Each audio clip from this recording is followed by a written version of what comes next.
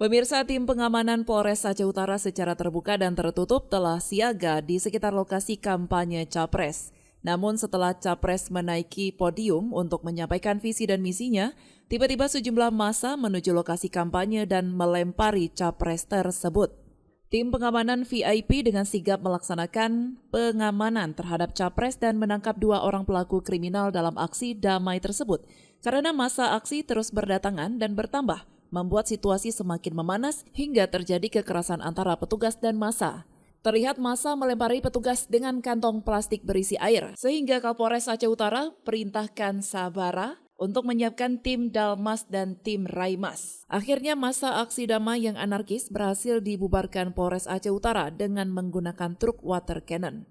Kapolres Aceh Utara AKBP Deden Heksaputra mengatakan, simulasi yang digelar di depan gedung Tribatra Mako Polres Aceh Utara pada Jumat 13 Oktober ini bertujuan untuk melatih para personel dalam mengamankan pemilu di tahun 2024.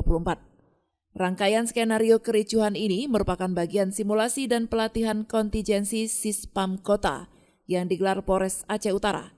Kegiatan ini dalam rangka kesiapsiagaan aparat kepolisian menghadapi pemilihan umum tahun depan. Jadi alhamdulillah hari ini kami dari jajaran Polres Aceh Utara telah melaksanakan kegiatan simulasi Sispam Kota yang dimana kegiatan ini merupakan suatu kegiatan untuk melatih keterampilan para anggota seluruhnya Polres Aceh Utara dan juga ada bantuan juga dari gabungan dari Brimob, Kompi Brimob, yang dimana simulasi ini diawali dengan kegiatan disimulasikan pada saat pemilu serentak 2024 nanti, pemilu presiden.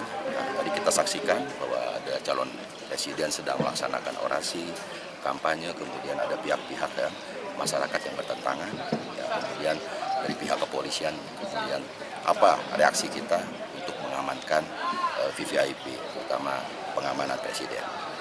Tadi kita sudah latihkan dan alhamdulillah anggota sudah bisa melaksanakan kegiatan tersebut dengan baik. Insya Allah mudah-mudahan kegiatan pemilu 2024 dapat berjalan dengan baik, aman, damai, dan lancar. Demikian, terima kasih.